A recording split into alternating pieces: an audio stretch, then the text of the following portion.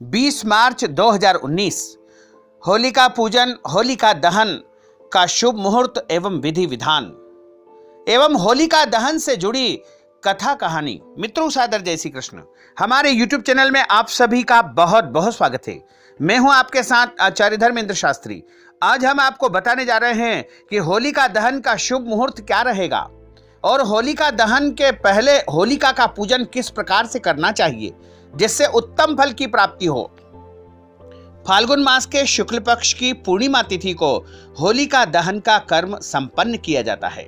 यह परंपरा आदि अनादि काल से चली आ रही है। धर्म ग्रंथों में लिखा हुआ है कि भद्रायाम द्वैन कर्तव्यम श्रावणी फाल्गुनी तथा, अर्थात भद्रा काल में दो कार्य बिल्कुल नहीं करना चाहिए।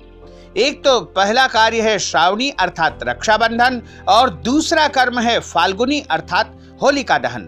दोनों कर्म भद्रा काल में नहीं किए जाते हैं। साथ ही होलिका दहन में यह भी ध्यान रखना पड़ेगा कि चतुर्दशी तिथि में होलिका दहन नहीं होता है, दिन में होलिका दहन नहीं होता है। इसके अलावा जो है प्रतिपदा तिथि में भी होलिका दहन नहीं होता है।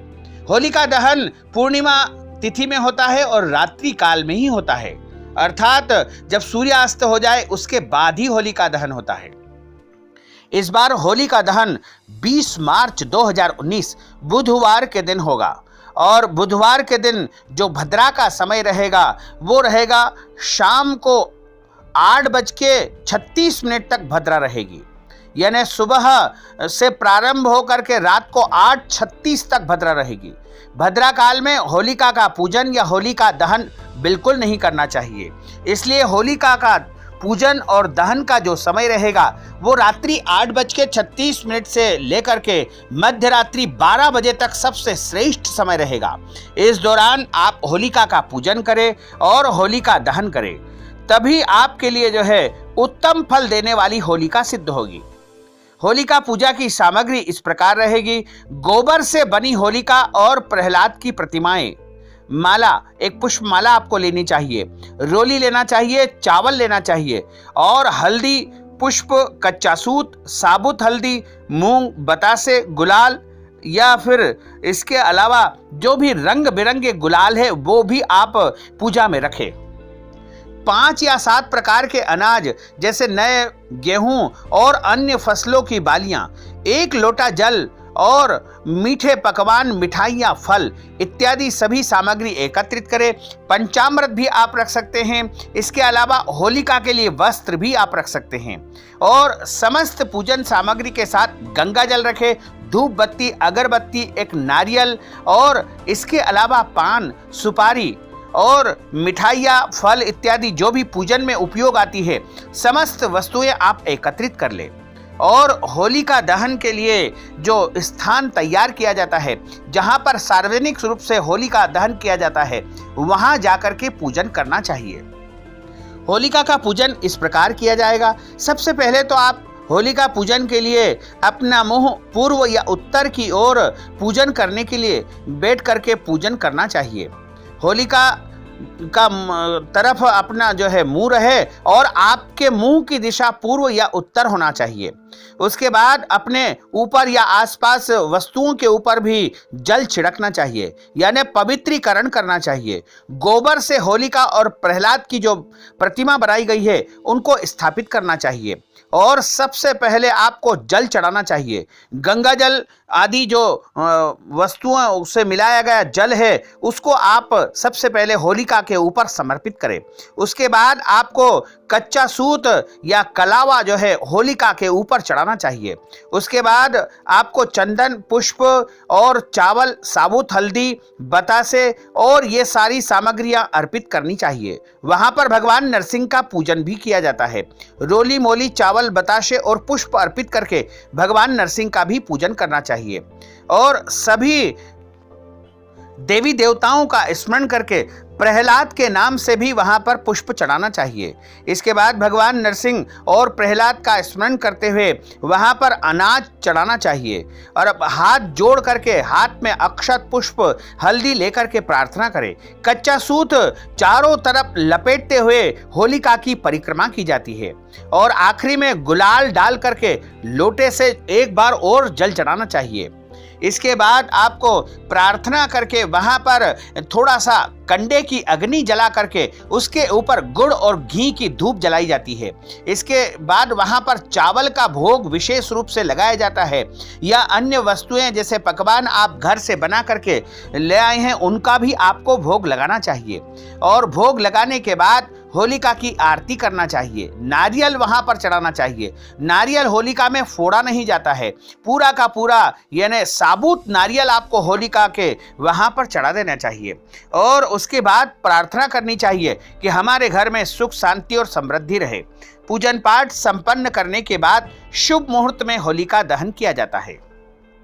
दशहरे की तरह होली भी बुराई पर अच्छाई की जीत का महापर्व है। होली को लेकर के सनातन धर्म में कई प्रकार की कथाएं प्रचलित है और सभी में बुराई को खत्म करने के बाद जश्न मनाने के बारे में बताया गया है। होली से पहले होलिका दहन के दिन पवित्र अग्नि जलाई जाती है, जिसमें सभी तरह की बुराई, अहंकार और नकारात्मकता को जलाया जाता है। परिवारजनों और दोस्तों को रंग लगा करके होलिका दहन की शुभकामनाएं दी जाती है। साथ में नाच गाना होता है और स्वादिष्ट व्यंजन का जो है प्रसाद वितरण किया जाता है। होली से जुड़ी एक दो नहीं बल्कि अनेकों कथाएं प्रचलित है, जिससे आज भी कई लोग अनजान हैं, क्योंकि भारत में सबसे प्रसिद्ध भगवान कृष्ण और राधा की होली है, जो हर साल वृंदावन और बरसाने में बड़ी धूमधाम से मनाई जाती है। लेकिन राधा रानी और कृष्ण जी की होली के अलावा भी इस पर्व से जुड़ी कई कथाएं हैं। मुगलों के काल में भी होली का त्योहार मनाया जाता था। मुगल शासक शाहजहां होली को ईद ए गुलाबी या फिर आब ए पाशी के नाम से संबोधित किया करते थे। आब ए पाशी का मतलब है रंग बिरंगे फूलों की वर्षा। इस काल में फूलों से होली खेली जाती थी। होलिका दहन के संदर्भ में हमारे धर्म ग्रंथों में, पुराणों में कथा बताई गई है। उसके अनुसार हिमालय की पुत्री मां पार्वती ने शिव जी की तपस्या भंग करने की योजना बनाई। इसके लिए माता पार्वती जी ने कामदेव की सहायता ली। कामदेव ने प्रेम बाण चला करके भगवान शिव की तपस्या को भंग कर दिया। लेकिन इस बात से शिव जी बहुत क्रोधित हुए और उन्होंने अपने तीसरे नेत्र को खोल दिया। उनकी इस क्रोध की ज्वाला में कामदेव का शरीर जल करके भस्म हो गया। लेकिन प्रेम बाण ने अपना असर दिखाया और शिव जी को मां पार्वती को देखते ही उनसे प्यार हुआ और उन्हें अपनी पत्नी के रूप में स्वीकार कर लिया। होली की आग को प्रेम का प्रतीक मान करके यह पर्व तभी से मनाया जाने लगा। एक मुख्य कथा के अनुसार हिरण्यकश्यप अपने विष्णु भक्त बेटे प्रहलाद की हत्या करना चाहता था। इसके लिए वो अपनी बहन होलिका की भी सहायता ले रहा था। दरअसल अत्याचारी हिरण्यकश्यप ने तपस्या करके भगवान ब्रह्मा से अमर होने का वरदान प्राप्त कर लिया था। वरदान में उसने मांगा था कि कोई जीव जंतु, देवी देवता, राक्षस या मनुष्य रात दिन, पृथ्वी आकाश, घर या बाहर उसको कोई भी नहीं मार सके। इस वरदान से घमंड में आकर वह चाहता था कि हर कोई उसे ही पूजे, उसकी ही पूजा करे। लेकिन उसका बेटा भगवान विष्णु का परम भक्त था।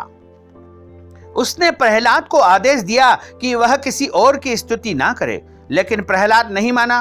प्रहलाद के न मानने पर हिरण्यकश्यप ने उसे जान से मारने का प्रण ले लिया। प्रहलाद को मारने के लिए उसने अनेक उपाय किए, लेकिन वह हमेशा ही बचता रहा।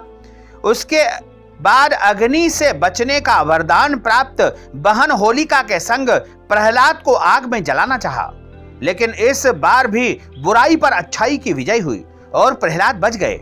लेकिन उसकी बुआ होलिका जल करके भस्म हो गई। तभी से होलिका का त्योहार मनाया जाने लगा। सनातन हिंदू धर्म में होली का सबसे प्रचलित जो कथा बताई गई है भगवान श्री कृष्ण और राधा रानी की है। इस कथा में राक्षसी पूतना एक सुंदर स्त्री का रूप धारण करके भगवान कृष्ण के पास आती है और उन्हें जहरीला दूध पिलाने का प्रयास करती है, लेकिन भगवान कृष्ण उसको मारने में सफल हो जाते हैं। पूतना का देह गायब हो जाता है और बाल कृष्ण को जीवित देख करके सभी गांव वाले खुशी की लहर से जो है दौड़ पड़ते हैं। फिर सब मिलकर के पूतना का पुतला बना करके और उसको प्रज्वलित करके उसे जलाते हैं। इस बुराई पर अच्छाई की जीत की खुशी में वहां पर धूमधाम से होलिका का त्योहार मनाया जाता है। होलिका एक ऐसा त्योहार है जिसको सभी वर्ग के लोग, सभी धर्मों के लोग और सभी मान्यताओं के लोग, सभी विचारों के लोग एक दूसरे से गले मिलकर के रंग लगा करके त्योहारों को मनाते हैं, क्योंकि यह त्योहार एकता का त्योहार है, प्रेम का त्योहार है, सौहार्द का त्योहार है, अपनेपन का त्योहार है और एक ऐसा त्योहार है जैसे सब मिलकर के पड़ोसी के साथ में, घर वालों के साथ में, परिवार वालों के साथ में, सभी के साथ में मिलकर के धूमधाम से त्योहार को मनाया जाता है। तो मित्रों, आपको और आपके पूरे परिवार को, सभी को होलिका की बहुत बहुत शुभकामनाएं और बधाइयां। आप लगातार उन्नति करें, प्रगति करें, यही मंगल कामना आप सभी के लिए है। हमारा आपसे विनम्र अनुरोध है कि इस वीडियो को आप अधिक से अधिक लोगों को शेयर करिएगा, लाइक करिएगा, कमेंट करिएगा और यदि अभी तक आपने सब्सक्राइब नहीं किया है तो अभी और इसी समय सब्सक्राइब अवश्य कर लीजिए। आपको और आपके पूरे परिवार को सादर जय श्री कृष्ण, सादर धन्यवाद।